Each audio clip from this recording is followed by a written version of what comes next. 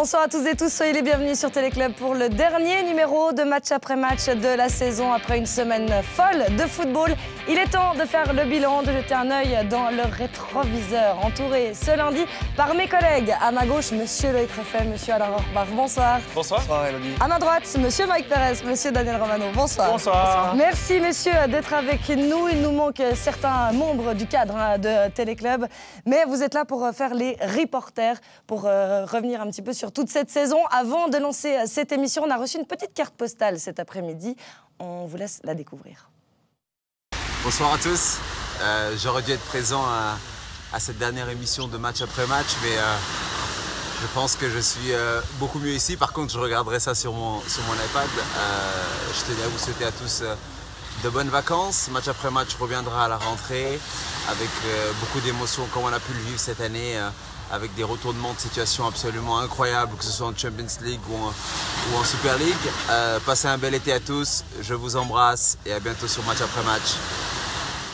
Merci beaucoup à Gelson, le parrain de cette émission de match après match. On lui souhaite de belles vacances, mais avant les nôtres de vacances, on va parler tout à l'heure de football suisse, mais on entame cette émission avec un retour sur les Coupes d'Europe.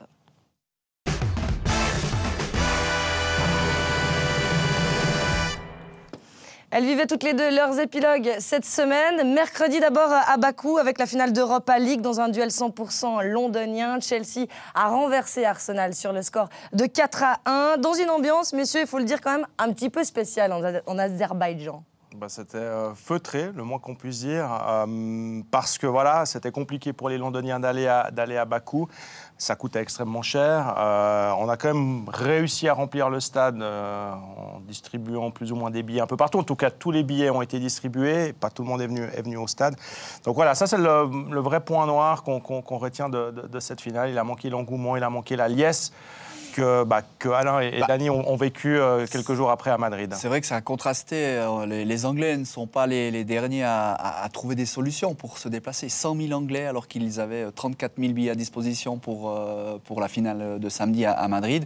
C'est vrai que quand même pour aller à Bakou, au niveau logistique et au niveau des jours de congé à prendre, c'était plus compliqué. On n'était pas au cours d'un week-end de l'Ascension aussi. Et il n'y a que regarder notre collègue Nicolas Emenekre qui a dû partir aussi bien 2 jours avant pour pouvoir se rendre là-bas. C'était pas simple quand même au niveau logistique. Bon, c'est porteur à part ça d'avoir quand même des nouvelles destinations pour essayer d'intégrer au maximum, d'ouvrir le champ un petit peu commercial de l'UEFA. Mais l'Azerbaïdjan, pour le coup, un stade avec une piste d'athlétisme qui n'était pas du tout propice à l'ambiance. Qui doit faire 16 pistes de largeur, tellement elle est large.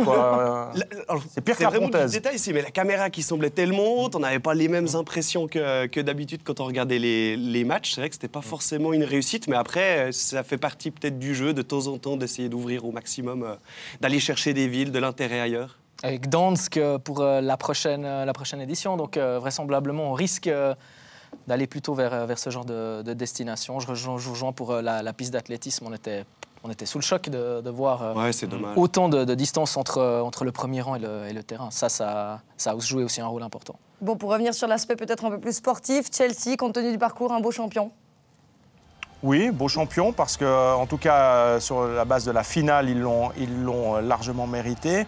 Le parcours n'a pas été extrêmement compliqué pour Chelsea, il faut bien dire ce qui est. Phase de groupe, quand on est Chelsea, quand on est Arsenal, on doit s'en sortir sans le moindre problème, ce qu'ils ont fait d'ailleurs, ce que les deux équipes ont fait. Ensuite, c'est clair qu'à partir des 16e de finale, on peut se retrouver tout d'un coup avec un gros rival sur le chemin. Ça n'a pas été le cas pour Chelsea. Ils ont eu une voie quasiment royale jusqu'à cette finale.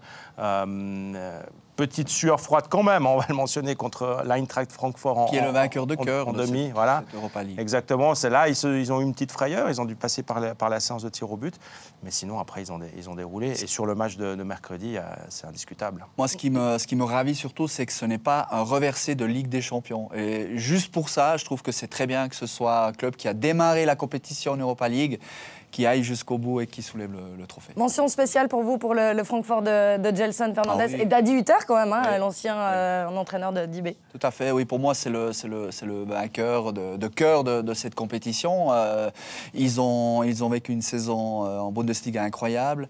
Ils ont quasiment été au bout de leur rêve puisque Mike, vous l'avez dit, ils se sont fait sortir au tir au but face aux futurs vainqueurs.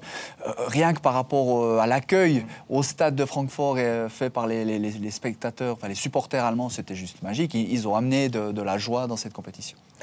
L'un des autres Suisses de cette compétition, Xhaka, donc avec les Gunners qui s'inclinent pour la 5e des 7 finales européennes auxquelles Arsenal a pris part. Le dernier trophée remonte à 94. C'est toujours une histoire qui revient, mais c'est compliqué. On a vu sur les réseaux sociaux des gens plaisanter sur Arsenal. Une fille qui disait mon copain supporte Arsenal, c'est énervant, il est fâché tous les jours. Il y a d'autres équipes dans le même cas. Benfica et la Juventus, ce sont les 3 équipes qui vont en finale. Vous connaissez le vainqueur quand ces 3 équipes qui jouent la finale. Si vous avez envie de faire des paris, il ne faut jamais hésiter. Là, c'est assez fou quand même, parce qu'avec Emery, qui avait remporté 3 fois la compétition avec Séville, de passer à ce point-là à côté, Lacazette, Aubameyang, ils ont loupé des montagnes. Il y avait des occasions en fin de match qui étaient gigantesques, ils se shootaient dessus, ils se faisaient des mauvaises passes alors qu'ils étaient dans les 16 ou à 1 mètre. Vraiment, c'était une attaque d'Arsenal qui était méconnaissable et pour les fans des Gunners qui devaient probablement s'attendre à une grosse performance, j'imagine que c'était une grosse déception. Ouais. Mais vraiment, ils sont passés totalement outre, méconnaissables. Arsenal qui va manquer pour la 3e fois consécutive la Ligue des Champions si importante, avec sa 5e place seulement en Première Ligue. Est-ce que finalement, messieurs, ces finales, dans la mesure où elles ont et mercredi et samedi opposé 2 clubs anglais, n'ont pas un petit peu perdu de leur saveur? Clairement. Clairement, pour vous dire honnêtement, je me suis retenu de le dire lors du commentaire, mais au fond de moi, j'avais tellement de regrets que l'Ajax Amsterdam ne se soit pas qualifié. On aurait eu, pas forcément parce que c'est Tottenham qui s'est qualifié, mais juste parce qu'on aurait eu un autre spectacle. Là, on voyait clairement que ces équipes se connaissent par cœur, que les joueurs se connaissent, mais jusqu'au bout, au bout du bout. Il y a trop de respect et il manque cette saveur. Pas forcément dans l'approche et l'aspect clinquant de remporter une finale de Coupe d'Europe, mais il y a quelque chose de contre nature lorsque vous avez 2 clubs de même championnat. Moi, je pense que sur la... Enfin, pardon. Je pense que sur l'aspect, les équipes se rencontrent au fil de la saison. Elles se sont rencontrées que 2 fois en championnat. Elles n'ont pas joué en Cup, en Ligue. Et dans un monde, ça fait un peu ronflant comme ça, mais du football globalisé, mondialisé, où on a de toute façon accès aux vidéos tactiques, etc.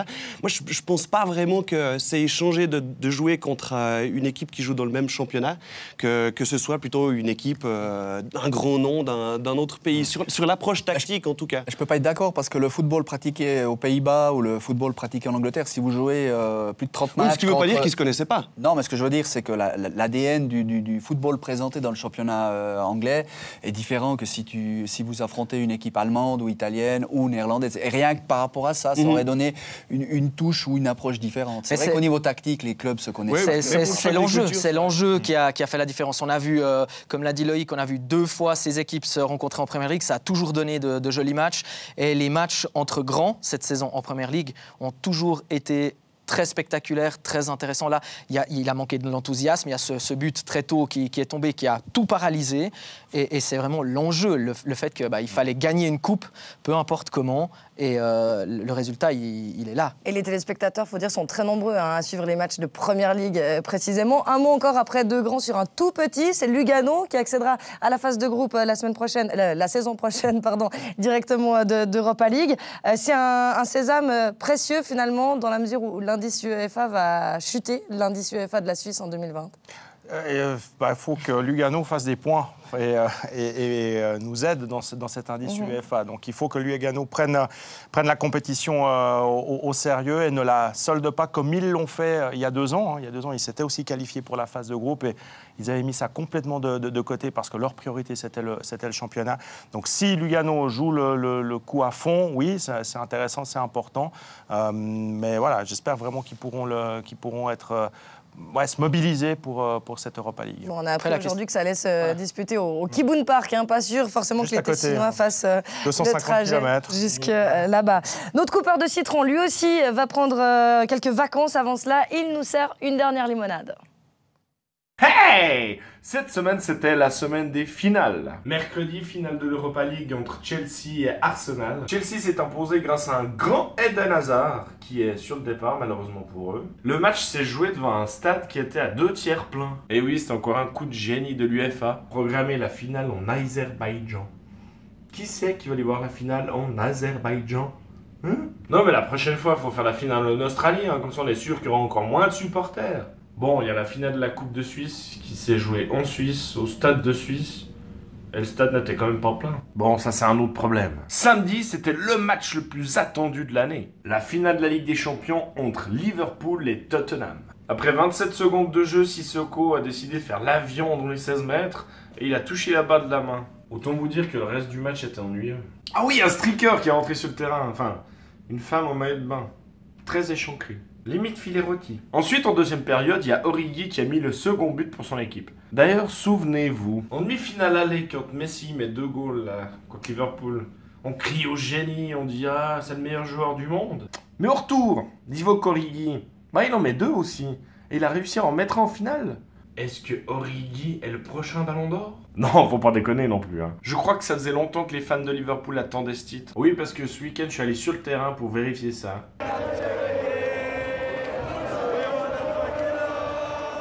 Oui, on sait notre coupeur de citron, très grand fan de Liverpool. Il doit avoir d'ailleurs les cheveux qui piquent ce lundi. Finale de Ligue des Champions. C'est pas le seul, c'est clair. Il y était à Liverpool. Finale de Ligue des Champions. Vous y étiez à Madrid, puisque c'est là qu'elle se tenait, non pas à Liverpool. Alain, Daniel, j'ai envie de savoir comment vous avez vécu ça de l'intérieur. Un magnifique souvenir, surtout pour l'ambiance, pour l'engouement.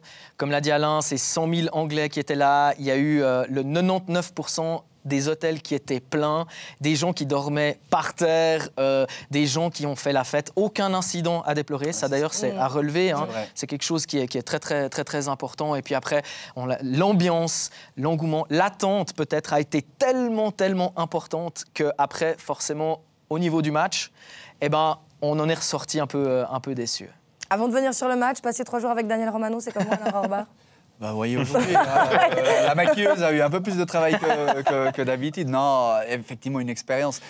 Pour nous, les petits, dans la compétition, c'était notre première pour Téléclub. Mais c'est vrai que d'avoir des Anglais en finale, il y a quand même autre chose qui se passe en ville. C'est beaucoup plus festif. Et c'est vrai qu'on a, pour ceux qui connaissent Madrid, des petites ruelles. Et les terrasses qui se faisaient face étaient remplies de supporters adverses. Et ça chantait, ça sortait les drapeaux. Et dès que nous étions là pour faire des vidéos pour nos plateformes, pour les social media, tout de suite, ça chantait. Daniel, on a fait l'expérience aussi. Tout ce qu'on aime, quoi. Et l'engouement médiatique, c'est une autre dimension des journalistes du monde entier et des supporters en ville du monde entier. Aussi. Oui, exactement. Il y avait des Asiatiques, il y a eu des Africains, des Sud-Américains. C'est la grande fête du football. Vraiment, c'était l'endroit où il fallait être. Samedi, c'était la capitale du plus football. de 200 chaînes de télévision qui montraient ce match, c'est vous dire. Donc, Téléclub, Mike Pérez, vous présentiez l'émission, vous étiez sur le plateau. Les Crefets, je me tourne vers vous parce que vous étiez à la maison, devant la télévision, avec les copains et les bières en main. Et vous qui avez regardé le match comme un simple téléspectateur, comment est-ce que vous l'avez vécu, le match? C'est vrai qu'il n'y avait pas grand-chose à se mettre vraiment sous la dent, en fait. Cette première mi-temps, on a passé, je pense, les 20 minutes suivantes à parler de ce penalty, à débattre. Est-ce qu'il y avait faute? Je pense qu'on pourra toujours en rediscuter. Ça reste, la VAR. On en parle quand, ça? On va y arriver. Allô, Sébastien Page. Alors, finalement, penalty ou pas penalty? Mais les grillades étaient excellentes. On a fait des cevapcici en l'honneur de Xherdan Shaqiri. Finalement, ça a fonctionné. Des quoi? Des cevapcici, des petites saucisses de bœuf. Qu'est-ce que des cevapcici? C'est des petites saucisses de bœuf kosovares. Chaudement recommandé par les Crefets. Chaudement recommandé. Pour vos prochaines grillades, donc vous avez pris note pour la liste de courses. Voilà donc pour le match. Est-ce que là, finalement, avec le spectacle qu'on a eu cette saison, c'est vrai qu'on a été vraiment gâtés. Et c'est pas ce qui fait que finalement, on arrive à la finale et on a des attentes qui sont extraordinaires. Et on est déçus, c'est clair. On était déçus parce que, oui, ces demi-finales, ces quarts, ces huitièmes, et même, j'ai envie de dire, des matchs en phase de groupe étaient absolument ahurissants. Donc on s'est dit, on est sur la lancée, donc ça va être exactement la même chose. Et puis, au final, les attentes sont énormes. On se dit qu'il va y avoir du spectacle parce qu'on a affaire à deux équipes qui sont plutôt offensives. Et on se dit qu'avec l'ouverture du score après 2 minutes de jeu, ça va ouvrir le match. Et puis finalement pas. Parce que Tottenham n'a pas été capable, Tottenham peut-être tétanisé par l'enjeu. Tottenham n'a pas été capable de livrer le match qu'on attendait de Tottenham. Et puis Liverpool ensuite était finalement tout en contrôle, j'ai envie de dire. Ils ont bien géré la situation et ça a donné ce match décevant, mais qui restait quand même un sacré match. C'est une finale, et c'est vrai que pour avoir commenté la partie, on sent cette tension, on n'a pas vibré, du coup nous aussi on a ce sentiment qui reste dans la gorge, qu'on n'a pas pu amener d'émotion, mais une finale ça se joue pour être gagné. Liverpool restait sur une défaite la saison dernière et on a senti que Liverpool était là justement pour la gagner, donc à gagner cette finale avec des valeurs qu'on ne lui connaissait peut-être pas forcément. Jürgen Klopp a voulu avoir une assise défensive en premier lieu. Et c'est vrai que Tottenham a déçu parce que Tottenham, plus paralysé à mon avis que Liverpool par l'enjeu, n'a pas tenté grand-chose avant le dernier quart d'heure de la fin et les percées de Son, quelques tentatives lointaines. Donc Liverpool tout en contrôle, c'est vrai.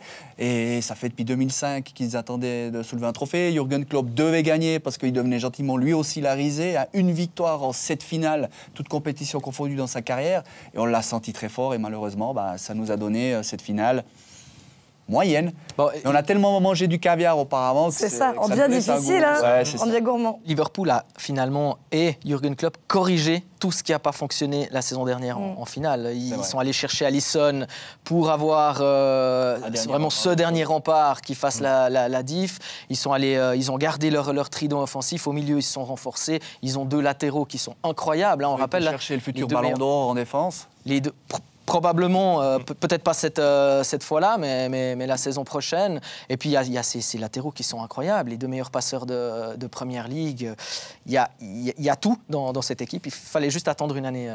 Ils ont appris de la défaite de la saison dernière. Pardon ? Van Dijk aura le ballon d'or, il le sera bientôt. Il le sera un jour. Bientôt, mais je ne pense pas qu'il le sera. D'accord, c'est un autre débat. On d'ici décembre. Début on a une émission la prochaine. Pochettino qui met Kane alors qu'il n'avait pas joué, qui prend pas Lucas qui avait signé quand même le triplé. Est-ce que c'était une erreur ? Lucas a brillé un match. Franchement. Oui, exactement. Je pense que Harry Kane reste quand même la pièce centrale du système offensif du côté de Tottenham. Et puis on était, j'imagine, un petit peu plus dans le coup de bluff, dans le coup de poker pour savoir s'il allait jouer ou pas. Et... De toute façon, c'était une décision compliquée pour Pochettino. Il l'a dit. De toute façon, quoi qu'il fasse, on allait lui le reprocher. Si il fait jouer Kane, il est transparent, on lui le reproche. S'il ne l'avait pas fait jouer puis que le résultat était le même, on lui aurait dit pourquoi tu n'as pas fait jouer Kane. Southgate aujourd'hui a convoqué Kane pour la Nations League, donc ça reste Harry Kane, le leader offensif de l'équipe d'Angleterre, le leader offensif charismatique de Tottenham. Oui, et puis Kane transparent. Peut-être, mais il faut aussi relever le travail de la défense de Liverpool. Face à lui, il n'avait pas des manches, non ? Et puis, exactement. Donc, gardons aussi ça peut-être un peu en tête. Peut-être un mot sur cette National League, parce qu'il y avait quand même quelques Anglais qui étaient engagés ce samedi, qui ont fêté ou moins. En tous les cas, quand on arrive à la fin comme ça d'une saison en club, on va dans tous les cas fêter, que ce soit perdu ou gagné, en tout cas décompressé. Est-ce que ça va avoir des répercussions sur l'équipe d'Angleterre au Portugal ? 7 joueurs d'Angleterre, du moins convoqués par Southgate qui étaient sur le terrain, 4 Tottenham, 3 de Liverpool. Ils jouent jeudi. Donc la préparation, je crois qu'hier à Liverpool, ils ont quand même descendu quelques litres. Shaqiri joue mercredi, lui. Oui. Il a moins joué, même pas joué du tout samedi, donc à ce niveau-là, il n'y a pas de fatigue. Il a fêté quand même. J'imagine qu'il a fêté autant que les autres. C'est le seul qui manquait. Les Anglais, 7 joueurs quand même qui débarquent aujourd'hui, avec, on le sait, pic de tension pour cette finale. Il y a forcément une petite décompression qui doit arriver. Se remobiliser pour jouer contre les Pays-Bas, qui retrouveront Wijnaldum et Van Dijk, au demeurant. En plus, ça va être sympa aussi les retrouvailles. On verra. Et puis finalement, la Nations League, on ne sait pas trop dans quel état d'esprit les Anglais vont l'aborder. Les Portugais vont vouloir la gagner, mais je ne suis pas sûr que les Anglais... Et les Suisses aussi, puisque c'est le premier trophée possible pour l'équipe de Suisse quand même. Messieurs, on va revenir un petit peu sur les moments clés peut-être, ou en tout cas les choses qui vous ont marqué dans le courant de cette saison européenne. Nouveauté dans cette édition, Mike, c'est l'introduction de la VAR. C'est entre autres ce que vous retiendrez de cette saison. Oui, parce que la VAR a fondamentalement changé l'issue de quelques matchs, et notamment de ce quart de finale entre Manchester City et Tottenham, parce que beaucoup de gens pensaient, après ce but de City, eh bien, que les Citizens se qualifiaient et que Tottenham était éliminé. J'en connais même qui ont éteint leur télévision à ce moment-là et qui n'ont découvert que le lendemain que Tottenham était qualifié. Je dis ça parce que notre supporter de Tottenham, Julio Mestre, qui était sur ce plateau avec nous samedi soir, il a vécu ça, il nous l'a dit. Hein, quand il a vu le but, il a éteint la télévision de rage, il allait se coucher, puis en fait, le lendemain, il a vu que Tottenham s'était qualifié. Ça, c'est la petite anecdote, la petite parenthèse. Mais voilà, la VAR, ça a radicalement changé les choses. Même Guardiola l'a dit, finalement, c'est à son détriment, mais il dit si ça peut amener un football plus juste, plus équitable, alors allons-y, go, c'est une bonne solution. Et voilà, il y a toujours une phase d'introduction, une phase d'adaptation pour tout le monde qui prend un petit peu de temps, mais je crois qu'on peut le dire au final, c'est une bonne chose. En tant que supporter de foot que vous êtes, on enlève la casquette de journaliste sportif et on met celle de supporter de foot, les trois autres. Est-ce que vous avez eu du plaisir ou pas avec la VAR? Est-ce que ça vous a ennuyé? Non, pour moi, c'est une évidence. C'est une évidence, c'est nécessaire. Le foot fait partie d'un des seuls sports, enfin, un des seuls, bien sûr, c'est pas exhaustif, mais il y a tellement de sports qui sont passés justement à l'arbitrage vidéo pour éviter les injustices et puis mettre quelque chose de peut-être plus rationnel dans les décisions. Et je pense que c'était un mal nécessaire et c'est même surprenant qu'il y ait encore, je trouve, des personnes qui puissent imaginer que c'est pas une progression pour le football d'avoir appel à la VAR, tout simplement. Je pense que c'est vraiment une bonne chose. On a eu une petite phase d'adaptation, mais qui, en tout cas au niveau des compétitions européennes, c'est plutôt bien déroulé. C'est vrai qu'en demi et en finale, on n'a plus fait quasiment appel à... Bah non, nous on le voit sur les écrans de contrôle, il y a check, il n'y a pas de check, mais je veux dire, ça devient fluide et je pense que d'ici une saison, 2 saisons, ce sera même plus un débat parce que tout le monde s'y sera habitué, à commencer par notre championnat. Exactement, les supporters des clubs suisses qui vont devoir s'y mettre d'ici quelques semaines. Moi, c'est la propreté qui m'a convaincu. La propreté de dire, voilà, OK, il y a eu un but, il n'est pas valable, on annule et personne peut dire ou redire quoi que ce soit. Et puis, je trouve très, très intéressant et très classe la VAR de l'UEFA parce que nous, on commente le championnat d'Italie, par exemple. Il y a d'autres championnats qui ont la VAR depuis quelques saisons, mais c'est un tel désordre dans d'autres championnats, c'est pas utilisé de la même manière, il n'y a pas un fil rouge, alors qu'avec l'UEFA, on sait, la vidéo arrive, on a l'explication, qu'est-ce qu'ils sont en train d'aller voir, pourquoi, la décision est prise relativement rapidement, pas dans toutes les rencontres, exactement. Et nous, on sait ce qu'on doit raconter aux téléspectateurs. Et le téléspectateur comprend pourquoi, et s'énerve pas, et s'arrache pas les cheveux devant la télévision. Loïc, pour vous, la surprise la plus rafraîchissante de cette édition, c'est bien sûr le parcours de l'Ajax. Ouais, je pense que comme beaucoup de monde, c'était un réel plaisir de voir l'Ajax évoluer cette saison, de la jeunesse, de la fougue et puis surtout de l'envie de produire du jeu, l'envie d'aller devant, d'être percutant et puis pas uniquement sur des longs ballons en cherchant directement la verticalité, mais comme on peut voir sur ce but, succession de passes tout en cherchant toujours le 1-2 touches, mais le jeu de l'Ajax quoi. Et puis ça fonctionne avec un modèle de club qui a su faire preuve, non pas de modestie, mais peut-être d'humilité. Il y a une vingtaine d'années, dans les années 90, quand ils se sont dit, voilà, on va former, mettre l'accent sur la formation. Si on engage du local. Et puis, ce qu'ils ont engagé dernièrement, Tadic, Neres, Ziyech, c'est pas plus c'est entre 10 et 12 millions. Donc, voilà, face à la Juve, l'entier du terrain, ça correspond à 50 millions. En face, il y a Cristiano Ronaldo. Voilà, plus du double. On se dit, voilà, c'est un modèle qui fonctionne. Alors, on sait qu'en Suisse, on a Xamax, on a Thun qui veulent partir un petit peu sur cette idée-là. De Jong, Ziyech et Van de Beek qui sont dans l'équipe de la Ligue des Champions. 4 sur 11, ça prouve que c'est l'équipe qui a amené un vent fraîcheur. Ouais, et ça fait du bien. Tottenham n'était que la 40e équipe européenne à atteindre une finale depuis la création des Coupes d'Europe. Ça faisait depuis 2009 que ce n'était plus arrivé.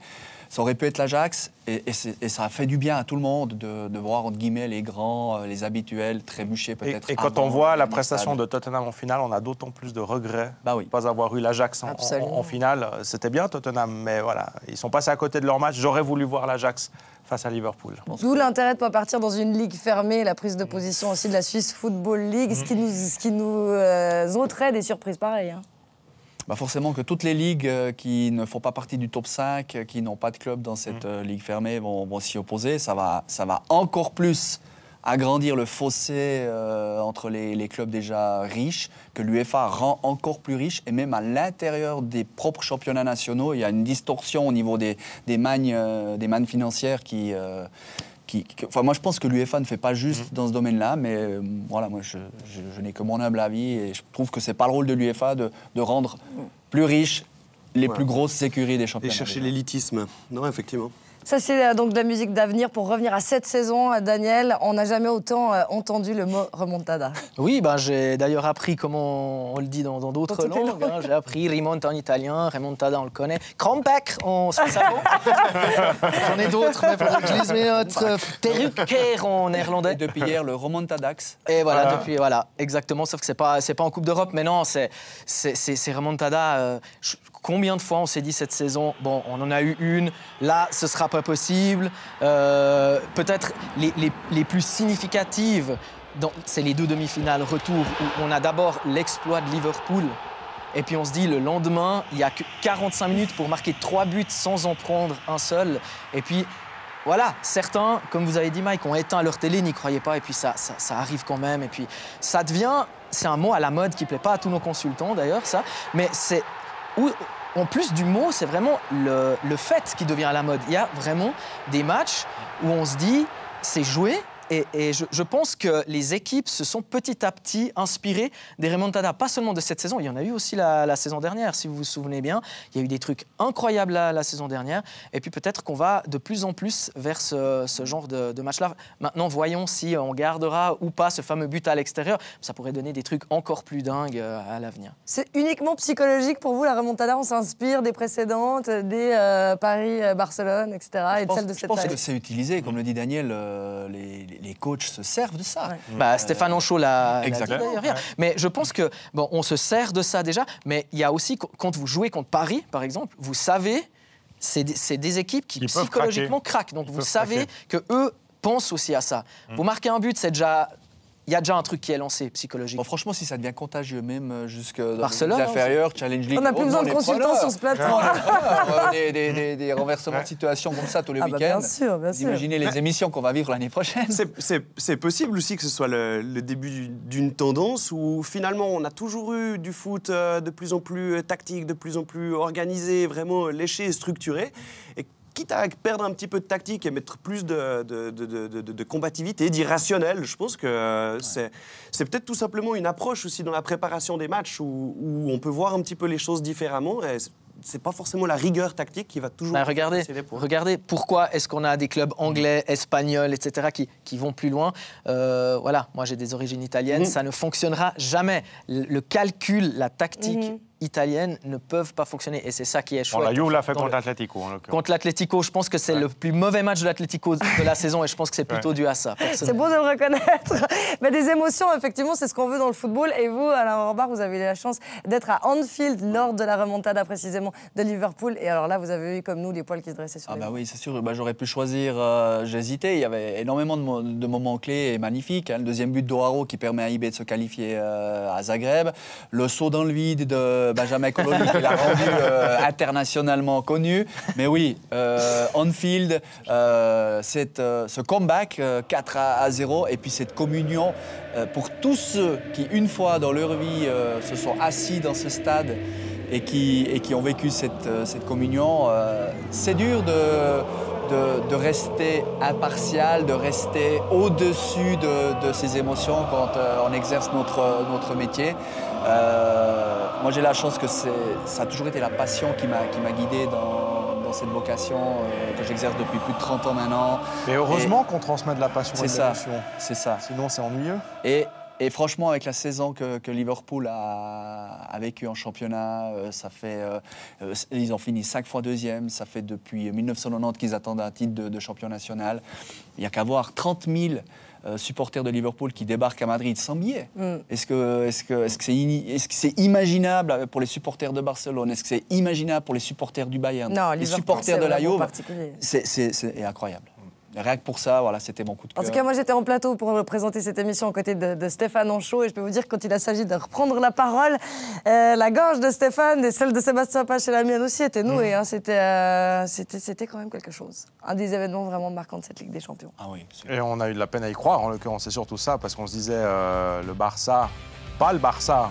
On ne peut pas subir un tel renversement de situation. Voilà. Même le Barça était KO debout et ça reste aussi un moment fort quoi, de cette saison. Bon les garçons, on va continuer à parler de football, évidemment, football suisse après une courte pause. On se rafraîchit et on est de retour dans un instant, ne touche à rien.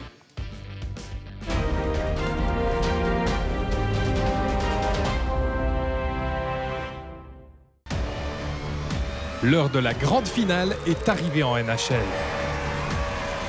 Qui des Saint-Louis Blues ou des Boston Bruins soulèvera la prestigieuse Stanley Cup? Après 3 finales perdues, Saint-Louis rêve d'un premier sacre. Mais Boston, titré déjà à 6 reprises, est un redoutable adversaire. Vivez tous les matchs de la finale de la Stanley Cup en direct sur Téléclub Sport.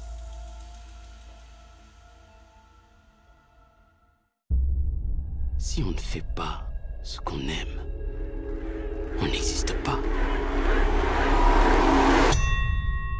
C'est l'heure, petit.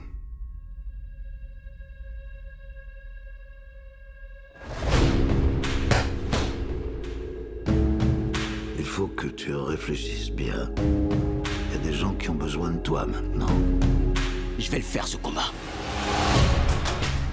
Victor Drago, le fils d'Ivan Drago, qui a ignominieusement tué Apollo Creed, a aujourd'hui annoncé à la presse qu'il défiait Adonis Creed.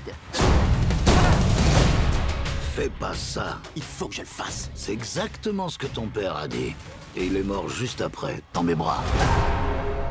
On n'est plus tout seul maintenant. Je veux réécrire l'histoire. Tu veux combattre cet homme, c'est ton affaire. Mais ne prétends pas que tu fais ça pour ton père. This here is all about my wife, my kids, the life that I live. Through the night, I was his, it was right what I did. My ups and downs, my slips, my falls, my trials and tribulations, my heart, my balls. Round après round, t'en apprends plus sur toi-même. Quand je suis monté sur le ring, c'était pas que pour moi. Creed 2, maintenant sur Téléclub On Demand.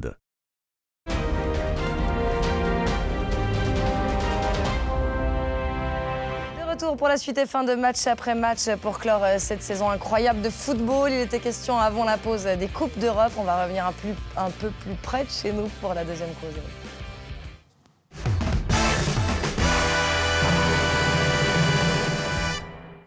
Parce que si on était, messieurs, un petit peu déçus samedi de la finale de Ligue des Champions, on l'était beaucoup moins hier dimanche, Mike. Ouais, c'était indescriptible, je crois. Parce que très sincèrement, on n'était pas beaucoup à y croire. Et ceux qui disent aujourd'hui, oui, mais on y croyait, à part les joueurs, hein, je fais exception vraiment des joueurs de Neuchâtel Xamax. Celui qui me disait qu'il avait mis ne serait-ce qu'un franc sur un maintien de Neuchâtel Xamax après le match aller, eh ben, je tire mon chapeau. On n'était pas beaucoup à y croire. Et assez vite, finalement, au Brugli-Feld, une fois que le match a commencé, on a senti qu'il allait se passer quelque chose. On a senti que les Neuchâtelois étaient venus là pour créer justement l'exploit, pour rendre possible l'impossible. Et voilà, chapeau à eux parce qu'ils n'ont rien lâché et ils nous ont offert une après-midi juste incroyable. Alors pour celles et ceux d'entre vous qui aviez piscine peut-être hier, et c'est bien normal vu les températures qu'il faisait, on parle du match retour des barrages de promotion-relégation entre Haro et Neuchâtel Xamax. C'est donc hier le retour après la gifle que Xamax a prise quand même à l'aller à la Maladière. Vous savez, hier, avec Alain, on était à Madrid au petit-déjeuner avec quelqu'un qui travaille chez Opta, c'est ceux qui nous donnent les statistiques. Et au petit-déj, il nous a dit qu'il y avait moins de 1 chance sur 100. On aurait dû parier qu'une telle chose se produise. Et ça confirme ce que disait Mike. Qui aurait... Ah ben, on vous voit les deux là. Ça, c'est nous à l'aéroport. On vous a suivi. Photo de vacances. On vous a suivi, on attendait l'avion qui avait du retard et on vous a suivi. On a pris beaucoup de plaisir à vous suivre et on n'a pas pu s'empêcher d'exulter. On était vraiment... Oui, mais quand vous vivez un tel scénario, un tel retournement de situation, même comme on le dit, un journaliste qui veut rester impartial, il se fait emporter par ça. C'est impossible autrement. Et nous étions à Madrid, on suivait ce match, on voit 0-1, 0-2, 0-3. Effectivement, on avait eu cette discussion avec notre collègue d'Opta le matin. On se dit, mais ils vont le faire, c'est impossible. À distance, on sentait cette remontada arriver.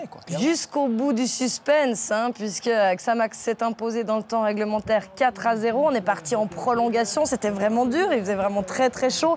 Les joueurs étaient carbonisés, si j'ose. Et puis on est parti dans cette séance de pénalty avec les deux héros donc, de cette réussite. C'est Laurent Walter qui a arrêté le pénalty du pauvre Sverotic du côté argovien. Et puis c'est Redier qui signe le 5e but.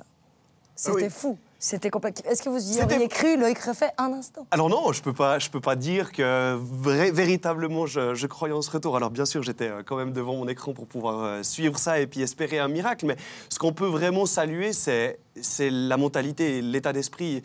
Dinardo qui finit pas le match, Hoche qui s'écroule. Enfin, c'est vraiment des indices de joueurs qui sont allés puiser dans leurs réserves, vraiment puiser dans leurs limites. Ils sont tous allés chercher. Surtout, ils sont allés plus loin que dans leurs réserves physiques, parce que ils ont autant couru que les joueurs d'Aro, peut-être un peu plus pour aller au niveau du pressing et tout, mais au niveau émotionnel. Imaginez cette équipe jeudi soir après le match aller. L'état psychologique. Ils étaient au fond du puits. Hein. Au fond du puits. Imaginez ce qui a dû se passer vendredi, samedi dans la préparation. Et d'ailleurs, il y a quelques joueurs qui se sont épanchés sur le sujet. Même les blessés, les suspendus, ont laissé leur famille, ont laissé leurs enfants, tout le monde. L'union sacrée s'est faite. Et tout à coup, il y a quelque chose de magique qui se produit. C'est beau le sport quand même. Après, une pensée quand même pour cette équipe d'Aro qui a vécu... elle, de son côté, un traumatisme qui doit... J'espère que le fournisseur de champagne a repris les invendus. Non, mais c'est dur, c'est extrêmement dur pour Aro. Mais ils ont quand même fait la fête, c'était joli quand même hier au Bruglifel. D'ailleurs, le speaker a dit, nous sommes les vainqueurs du deuxième tour. Mais ça doit être quand même... C'est dur parce que, voilà, eux, ils s'y voyaient déjà vraiment. Alors, peut-être pas les joueurs, quoique... Au vu du match, peut-être qu'ils s'y voyaient aussi déjà. Mais c'est évidemment que les spectateurs, ils étaient là pour fêter une promotion. Ils étaient tous là. On était à deux doigts de vendre déjà des t-shirts à la boutique avec la date et puis la promotion. Mais moi, je tiens aussi à saluer le bon esprit qu'il y a eu à Aro. Parce que malgré l'immense déception, des occasions comme ça, ils ne vont pas en avoir encore 115 dans leur histoire. Malgré cette immense déception, eh ben, le public est resté extrêmement sportif, d'une part, a salué et applaudi très longuement les joueurs d'Aro à la fin du match. Et ensuite, nous, le temps qu'on fasse nos interviews, qu'on reste un petit moment sur place, on était sur place encore plus d'1 heure et demie après la fin du match. Et il y avait encore énormément de monde. Je peux vous assurer que dans d'autres stades en Suisse romande, après une telle déconvenue, il n'y a plus un rat après 10 minutes après le match. Et là, ils étaient là, ils ont encouragé les joueurs, ils les ont salués, ils ont salué le directeur sportif et tout. Et voilà, chapeau à Aro. Je leur souhaite de vivre une saison pleine en Challenge la saison prochaine. On les suivra de près parce que je pense que ça leur a donné envie de monter. Et ce seront des candidats à la promotion la saison prochaine. Et Neuchâtel a trouvé son nouveau sponsor. C'est une marque de mouchoirs de papier, parce qu'avec toutes les larmes qu'on a vu verser hier, c'était... Non, mais Xamax is magic, franchement. J'en parlais hier sur ce plateau avec Steve Guillot. On se demandait, compte tenu du nombre de joueurs qui sont en fin de contrat, de tous les aléas qu'il y a eu, on a mis aussi cette gifle sur le compte de tout ce qui se passait en coulisses. Il y a quelque chose de magique dans cette équipe. Mais sur la balance, c'est un peu comme vous dites, il y a la magie, il y a l'irrationnel, et puis il y a quand même aussi toutes ces choses, ces décisions prises avec le timing étrange, dans la communication, c'était pas toujours non plus le bon moment. Le départ, le licenciement de Castel, là aussi c'était assez surprenant, le moment choisi. Donc Xamax is magic sur le terrain, pour moi. Les joueurs, Stéphane Anchaud, et puis je dirais que en dehors peut beaucoup mieux faire. Beaucoup mieux faire pour la saison prochaine. Juste par rapport à ce qu'on a vécu sur ce barrage. Pour l'avoir vécu de près, je prends un sport qui n'est pas forcément comparable, mais le hockey sur glace. Quand Bienne, Lausanne se battaient, Mike, vous avez connu aussi cette période-là, il y a des joueurs qui jouent pour leur place de travail. Et dans le camp d'en face, il y a des joueurs qui savent aussi que s'ils montent en Super League, ils n'auront plus de place de travail.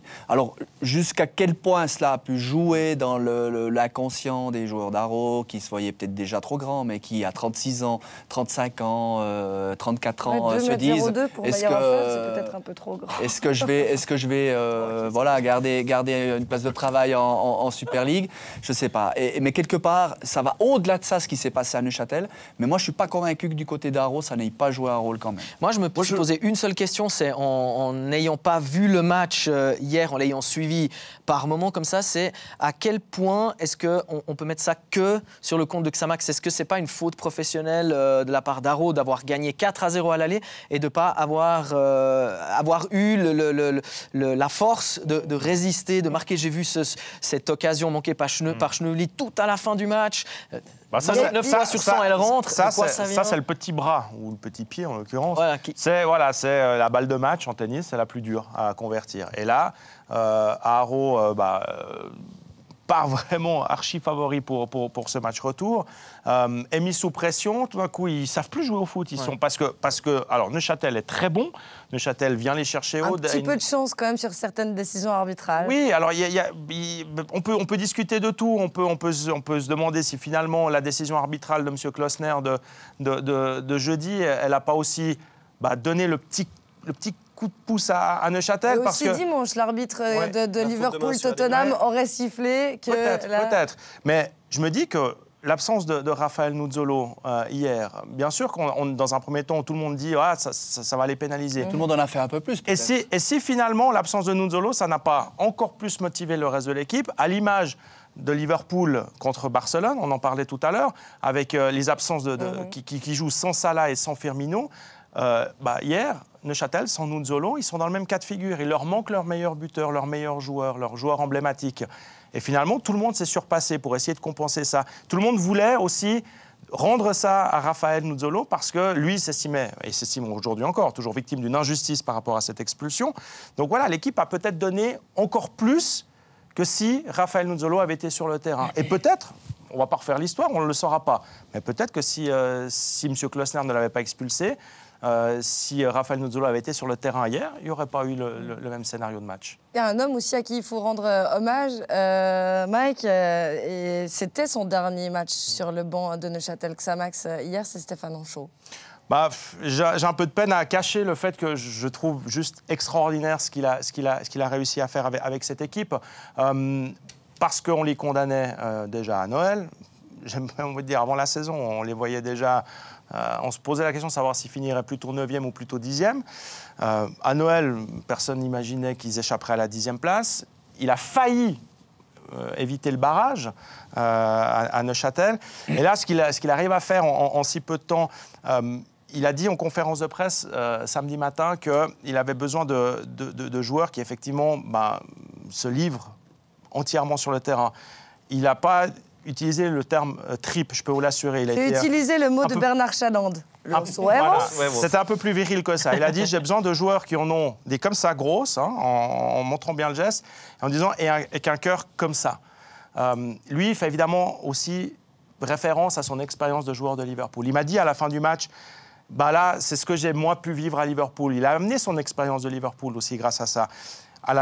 Il a utilisé le match de Liverpool contre Barcelone avec la remontada, les 4 buts marqués, l'absence de 2 joueurs clés. Il a utilisé tout ça. Moi, on se posait la question, on disait, est-ce qu'aujourd'hui, on utilise encore des vidéos pour motiver les joueurs, quoi? Est-ce qu'ils ont encore besoin de ça? Oui, ils ont encore besoin de ça. Et Stéphane Anchaud l'a fait admirablement. Et ça lui permet de sortir la tête haute. Parce qu'il a aussi beaucoup entendu de choses depuis que son arrivée à Sion a été annoncée. On a entendu beaucoup de choses à son sujet. Et là, ça lui permet de quitter la tête haute, la Maladière. Et j'espère que la Maladière saura lui rendre hommage le jour où il reviendra, même si c'est avec la tunique d'une autre équipe. Du FC Sion, en l'occurrence, clairement, ça va être le cas. J'espère que la Maladière saura s'en souvenir et saura lui rendre un hommage appuyé. Surtout qu'à la base, ce n'est pas son choix de quitter la Maladière. Exactement. Lui, il aurait voulu rester, clairement. En tout cas, c'en est un dommage pour Stéphane Anchaud si il nous regarde. Non, on espère qu'il profite quand même un petit peu de ses vacances avant de se remettre au boulot. Que doit ressortir Neuchâtel Xamax de cette saison, messieurs, où on a eu des hauts, des bas, on s'est fait peur jusqu'au bout. Qu'est-ce qu'il faudra retenir comme enseignement? Comme le dit si bien aujourd'hui le président Fischer, je pense qu'on a... Fischer, de Servette. Une ascension, ça s'absorbe, ça doit se digérer rapidement. Et on l'a déjà dit à maintes reprises sur ce plateau.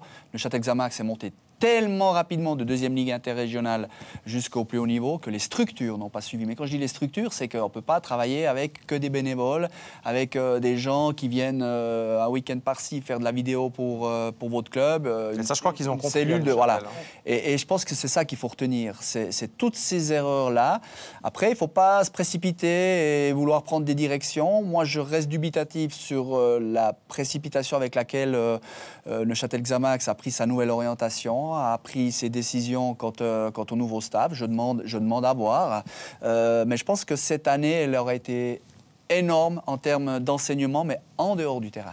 C'est-à-dire dans la gestion de tout ce qui se fait autour d'une équipe professionnelle et d'un club professionnel. On se demandait avant qu'est-ce qui avait sûrement été le plus dur dans une saison comme celle-ci. Et si finalement Xamax a réussi à se sauver et qu'ils ont entamé une mue qui est vraiment en profondeur au sein du club, que ce soit avec la création même de l'équipe M21, que ce soit une nouvelle ligne sur la direction sportive et puis l'engagement de joueurs peut-être plus à l'image du FC Thun où on va aller chercher national, etc. Peut-être que finalement ils ont fait ce qui avait de plus compliqué, c'est-à-dire entamer cette transformation et puis réussir quand même à garder l'illusion d'un club qui fonctionne et puis qui tourne bien sur le terrain. Et qui sait, on va peut-être pas voir la différence et puis les conséquences de ces changements stratégiques la saison prochaine, mais peut-être que dans 2-3 ans, s'ils arrivent à se Moi, j'aimerais juste rajouter profond. Les anciens joueurs de Xamax qui arrivent peut-être en fin de carrière ou qui vont peut-être encore faire une saison pas. Fin de contrat, ils sont 20, mais on a appris aujourd'hui la signature de Raphaël Nuzolo pour une année supplémentaire. Et peut-être que certains vont même... Laurent Walter devrait rester normalement, et en tout cas c'est son souhait. Mais ce que je voulais dire, c'est que là, le président Magli doit s'inspirer de ce qui se fait à Berne.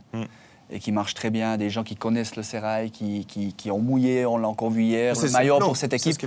Et il doit faire le nécessaire pour intégrer ces joueurs dans une structure de recrutement, directeur sportif et tout. Après, ce qui est inquiétant, en tout cas, c'est que la prochaine saison, c'est pratiquement demain. Et il y a une campagne de transfert à faire pratiquement dans l'urgence avec cette histoire des contrats, des joueurs qui sont en fin de contrat. Et moi, je m'inquiéterais plus de ça. Première chose que je ferais, ce serait ça. En plus, ils ont dû longtemps choisir. Enfin, ils étaient dans l'inconnu. Challenge League, Super League, le plus longtemps possible, puisqu'ils sont allés jusqu'au barrage. Et jusqu'au dernier penalty. Exactement. Et là, on est vraiment, c'est la saison. Il faut que l'équipe existe et soit construite à la reprise, parce qu'on ne peut pas de nouveau attendre et rajouter des petits morceaux par-ci, par-là pendant la préparation jusqu'à la reprise du championnat. Paradoxalement, c'est dans l'urgence qu'ils ont fait leurs meilleures affaires, en fait, au final. Quand, pas toutes. Serredi et Pouloulou, Serredi, il a largement tenu son... Mais ça, c'est pas dans l'urgence. Ça s'est fait à Noël. Ouais, mais ça s'est fait justement. Il y avait Hoche et Huguebert qui étaient dans l'urgence.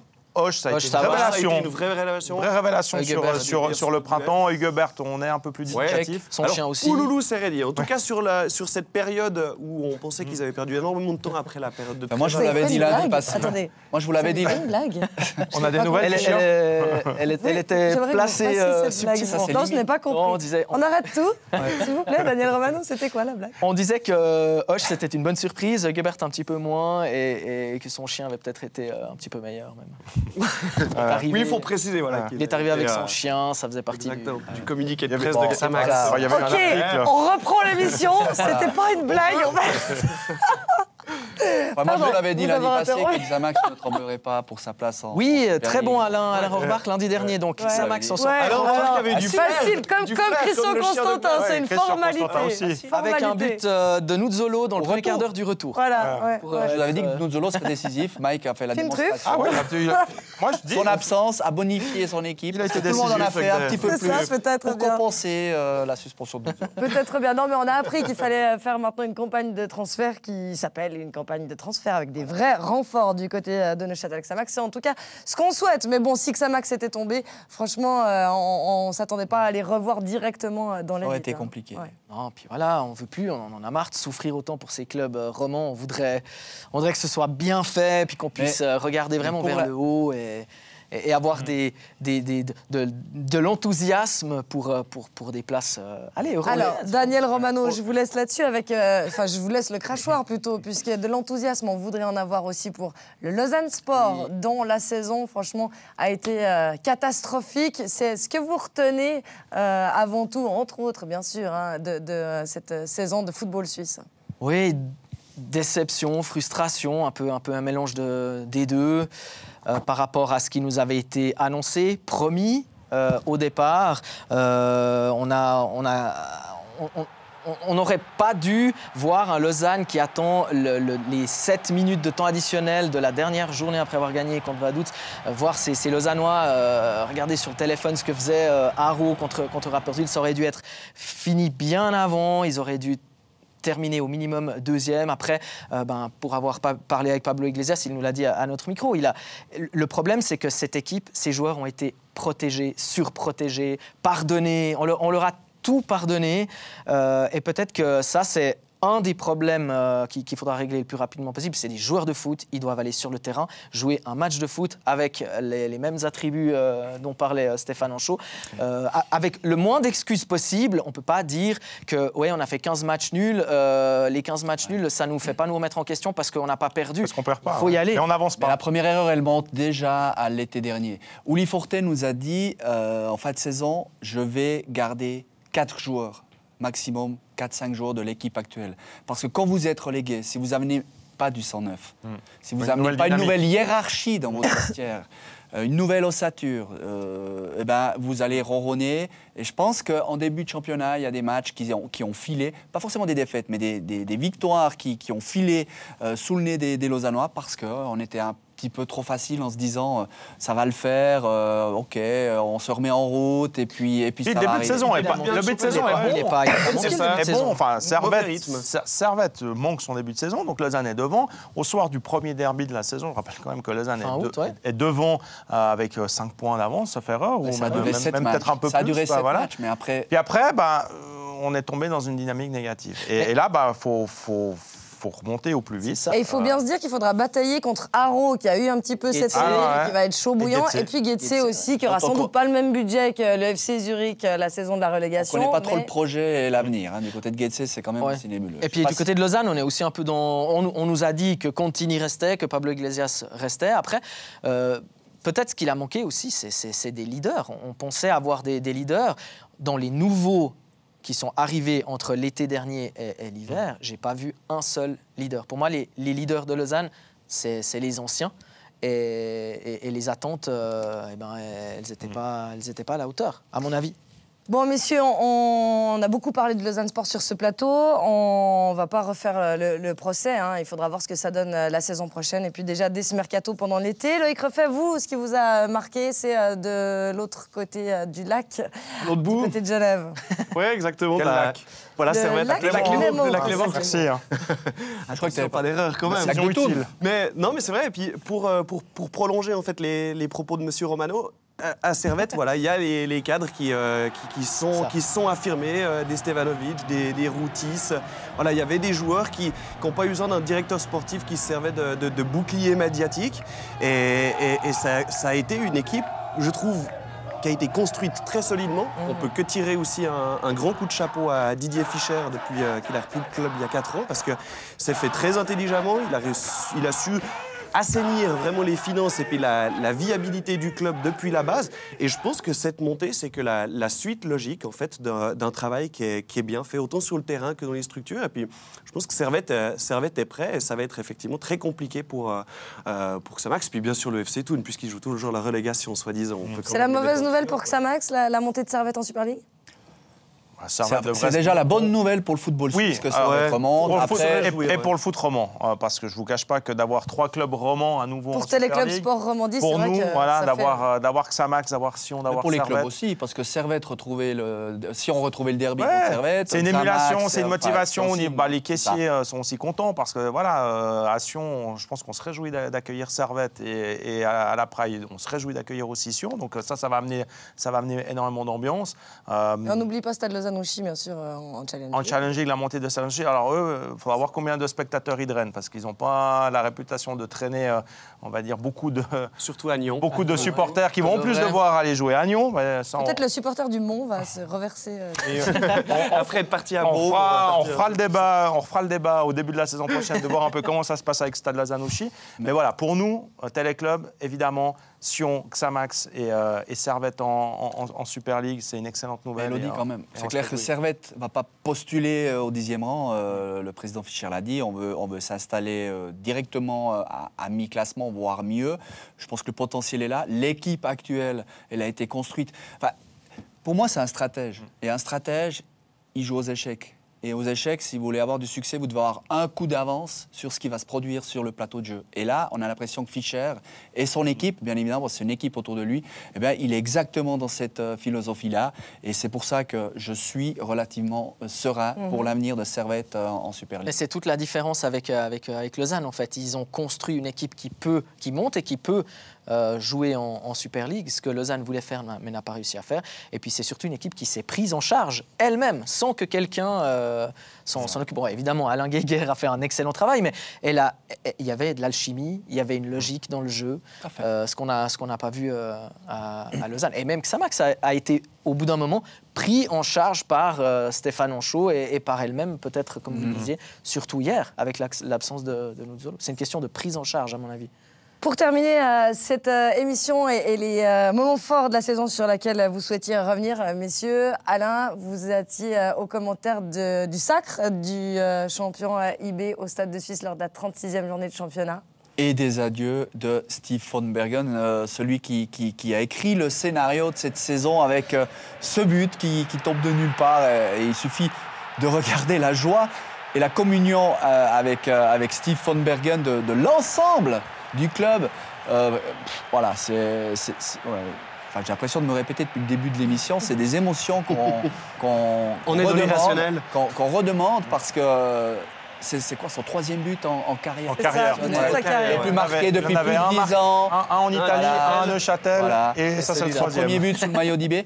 Mais ça amène aussi le débat et la suite. Ça alors c'est ça, j'allais vous poser, c'était ma question suivante, le visage d'IB qui va quand même considérablement changer pour la saison prochaine. Von Bergen lui sera consultant, mais pas chez nous. Et c'est peut-être un bien pour le foot suisse, parce que Bâle, IB, s'ils peuvent se tirer la bourre, ça va faire du bien aussi à l'ensemble de notre championnat. Et oui, là aussi, on parle de Xamax, on parle du mercato de Lausanne, mais AIB, Benito, von Bergen, Mbabou, voilà exactement, qui sont loin. Il y a d'autres cartes de bonne sortie qui sont encore sur le bureau de Fischer. Lustenberger arrive en défense pour remplacer von Bergen, mais il va falloir reconstruire. Donc, quand on sait que les nouveaux joueurs... pistes. Oui, mais déjà, on est d'accord que... Il faudra que ça prenne, il faudra que la greffe prenne, il faut que ça prenne, c'est ça. Mais au niveau des transferts, les choses sont déjà plus ou moins réglées. En tout cas, le brassard de capitaine, lui, a été donné à Guillaume Moirot pour la saison prochaine. On se réjouit de retrouver IB, toutes les équipes de Super League et de Challenge League. Vous aussi, messieurs, vous l'avez compris, cette émission touche déjà à sa fin. Je vous propose qu'on la continue hors caméra parce que finalement, il y en aurait tellement à dire. Il me reste à remercier tous les invités qui sont venus sur ce plateau, d'avoir accepté nos invitations. Ils ont été nombreux tout au long de cette saison.